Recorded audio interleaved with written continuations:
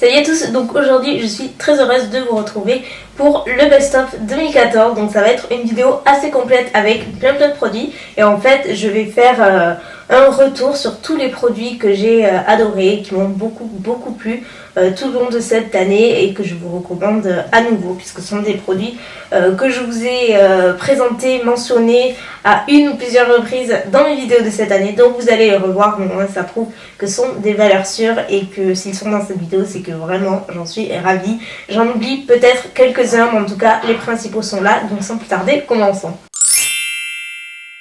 Donc en fond de teint, j'en ai deux qui se sont complètement démarqués. Et d'ailleurs, j'ai utilisé pratiquement ces deux-là toute l'année. Le premier, dans l'ordre chronologique, c'est la crème teintée Jouer. Donc c'est la matte en fait, la crème teintée Matte Moisture Tint de chez Jouer Cosmétiques que je prends sur Cult Beauty. Aussi, n'hésitez pas à aller voir dans la barre d'infos, je vous mettrai tous les liens où vous pouvez retrouver les produits. Donc voilà, si par cas ça vous intéresse, n'hésitez pas. Donc la crème Jouer, c'est juste une crème teintée à fini mat, donc qui n'a pas de brillance ni rien, qui est plutôt adressée aux peaux mixtes à grasse ou qui sont sujettes à des brillances. C'est juste la plus formidable que j'ai pu essayer. De plus, elle a un effet, un fini vraiment hyper naturel. Elles se font parfaitement à la peau et comme dirait Sarah ou même Zelsouz, elle a un fini plutôt HD en vrai, et c'est ça en fait. Elle corrige toutes les petites imperfections que vous pouvez avoir sur la peau. Elle floute absolument tout sans qu'il n'y ait de silicone à l'intérieur. Elle fait juste un fini pratiquement parfait sur la peau et de plus elle tient très longtemps, donc elle a tout bon. Et ensuite le seul fond de teint que j'ai à présenter, c'est celui de chez Yves Saint Laurent. Donc c'est le teint encre de peau dont j'avais fait une revue première impression, et depuis cette vidéo c'est ce que j'utilise tout le temps. Je l'ai encore aujourd'hui. C'est vraiment un excellent fond de teint qui a un fini plus ou moins similaire à la crème teintée. Il est en plus léger et c'est le premier fond de teint que je teste comme ça, qui se fond réellement à la peau. On dirait que la peau l'absorbe et ça ne fait absolument pas de surplus sur la peau. Il a un fini vraiment très naturel. De plus, il a un fini un petit peu poudré, donc inutile de poudrer le reste du teint. Ça ne ferait qu'ajouter de la matière en plus et c'est vraiment pas nécessaire. En anti-cerne, je dois dire que c'est le Pro Longwear de MAC qui l'emporte haut la main. De tous ceux que j'ai essayé, c'est celui que je préfère et probablement un anti-cerne que je rachèterai quand j'aurai terminé, bien que je pourrais très bien mentionner, mais je l'ai terminé donc je peux pas vous le montrer, le Age Rewind, je crois, de Maybelline. Je vous mettrai la photo ici, qui est excellent pour les petits budgets. Vous pouvez le trouver un petit peu partout et il est formidable. J'aime beaucoup le fait déjà qu'il soit très longue tenue.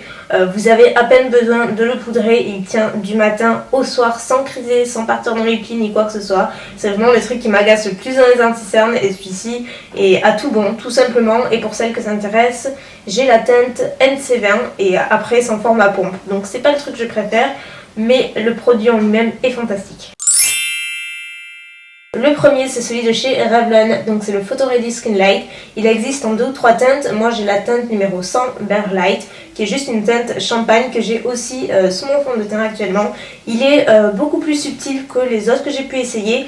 Il a une teinte champagne mais qui est vraiment très subtile, donc si vous aimez le glow mais pas trop voyant, je vous recommande fortement celui-ci. Et un autre que j'aime beaucoup de chez NYX, d'ailleurs vous voyez que je l'ai bien utilisé, c'est le Born to Glow et j'ai la teinte numéro 2, un genre de rose doré un petit peu champagne.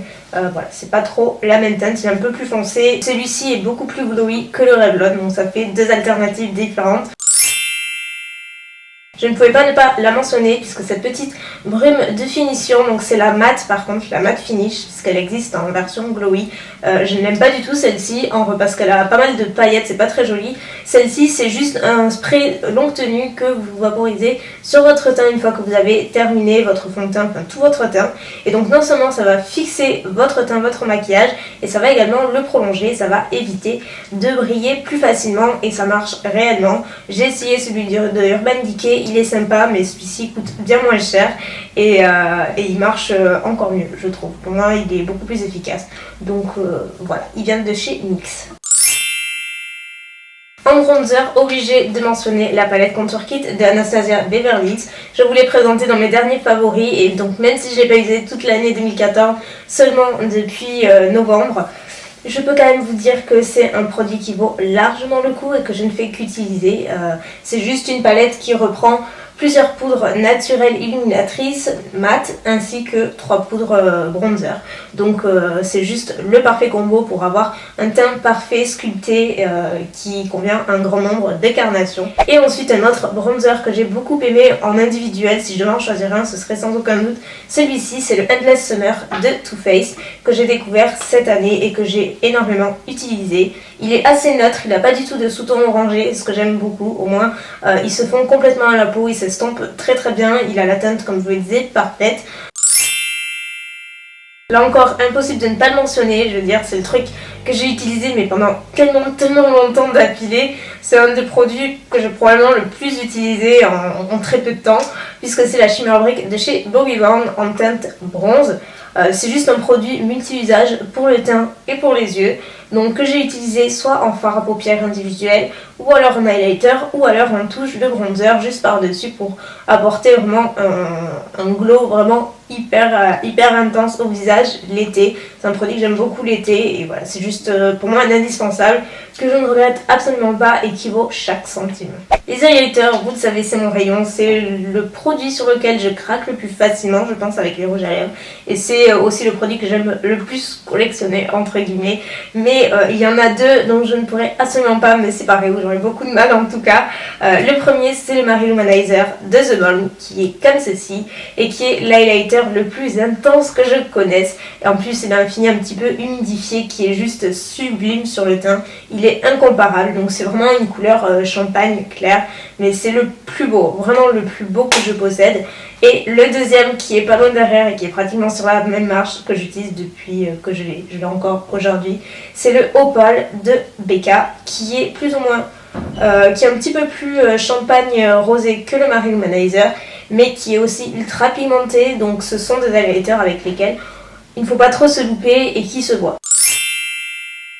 Le premier, c'est un de chez Too Faced que j'ai beaucoup aimé aussi cette année, encore une fois je me répète, c'est la teinte Candy Glow, et vous savez c'est sur un packaging en cœur qui sont adorables, et vous avez un dégradé de teinte du rose au pêche. Vous pouvez tout mélanger ou utiliser en individuellement.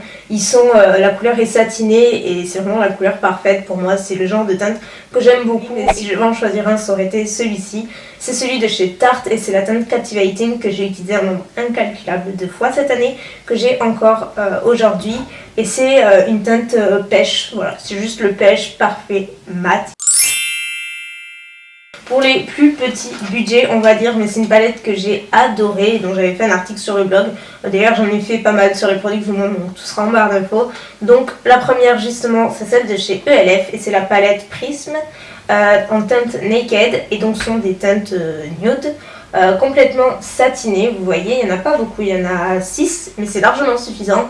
Et les fards sont juste super pigmentés, les couleurs sont ravissantes. C'est juste une palette qui vaut largement le coup pour le prix. Je peux vous la conseiller qu'à 1000%. J'ai jamais vu des fards aussi pigmentés chez ELF et d'aussi bonne qualité. Ils font très peu de chute et les couleurs sont ravissantes. Je pense que c'est de tous ceux que je vous montre le produit qui remporte le plus le prix du meilleur produit 2014 pour moi que j'ai pu essayer. Donc la chocolate bar de Too Faced que je vous montre pour la 150e fois, qui se compose comme ceci. Il y a plein de teintes satinées, mat, irisées, voilà, mat, dans les tons neutres, mais aussi quelques colorés. Et il y a également la semi-sweet qui va sortir au printemps cette année en France. Je ne sais pas encore si je vais l'acheter ou pas. J'aimerais l'avoir en vrai avant, mais en tout cas celle-ci c'est juste ma préférée de toutes les palettes que je possède. Et ça me dit long. Mais j'ai eu également un très gros coup de cœur envers les Watercolor Coconut Eyeshadow de Josie Maran, qui sont comme ceci. Ce sont les deux que je possède et ça a été ma découverte de l'année, je pense, en fard à paupières. Déjà le principe de fard à paupières liquide, donc déjà il faut les secouer.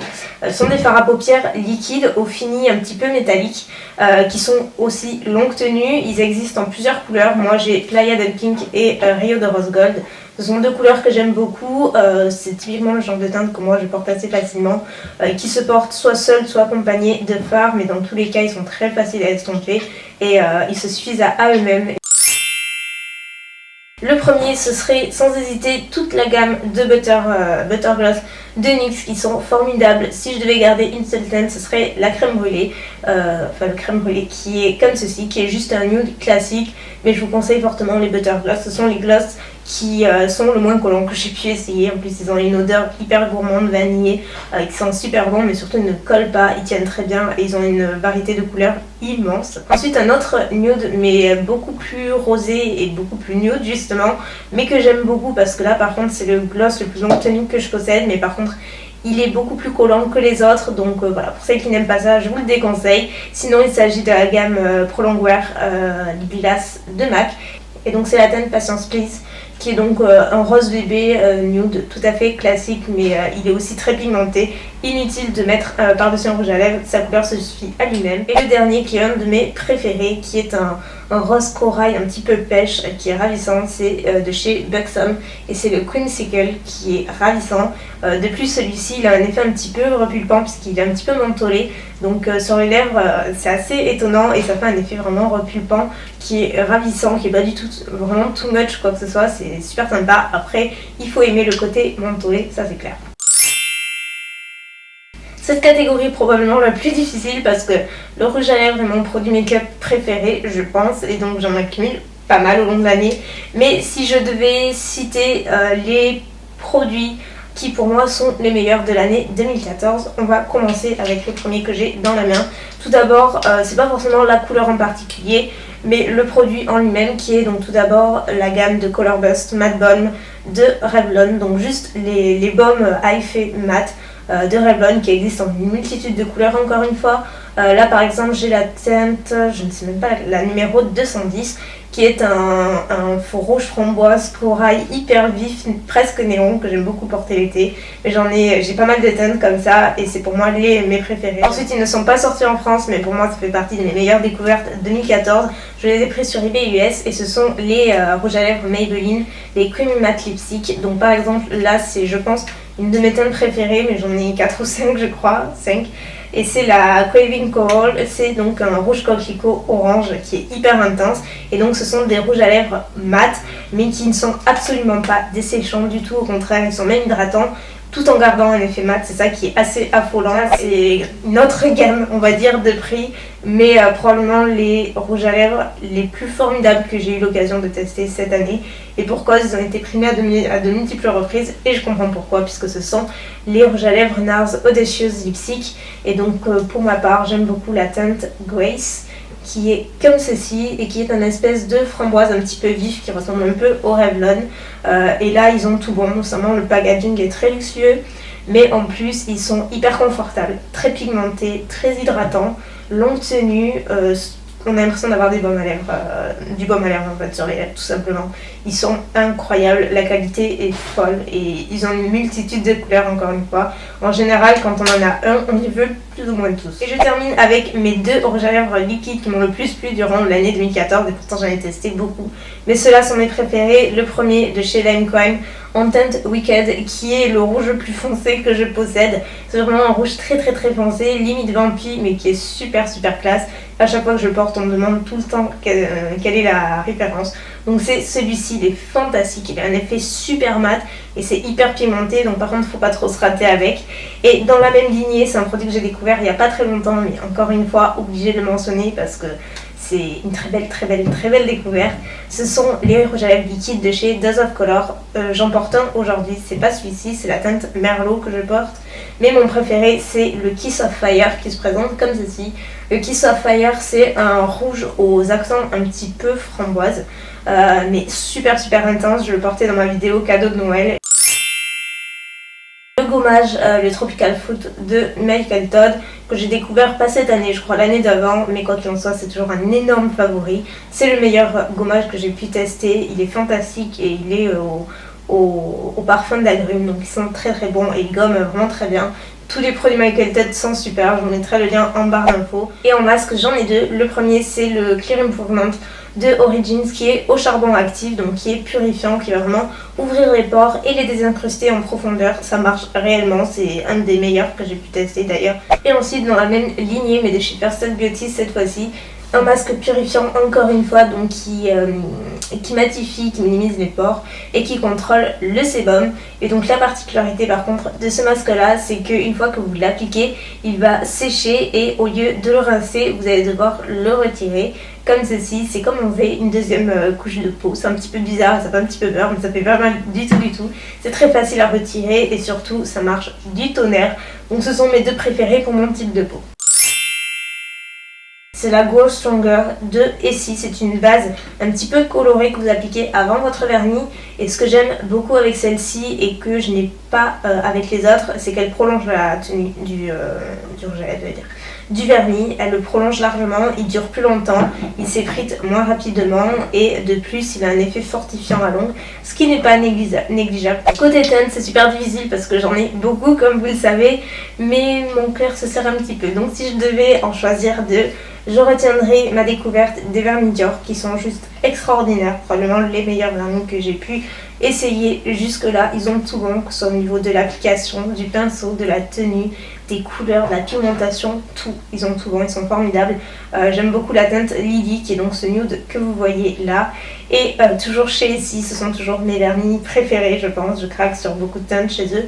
Mais cette année c'est sans doute la teinte Solemat qui a retiré mon attention et voilà, c'est juste un rouge profond très foncé mais qui ne fait pas noir à l'application et ça c'est super important. Donc voilà, deux teintes complètement à l'opposé mais que j'aime énormément. Donc voilà, c'est tout pour cette vidéo aujourd'hui. Je pense ne rien avoir oublié, peut-être que j'en ai oublié quelques-uns mais en tout cas le principal est là comme je vous l'ai dit.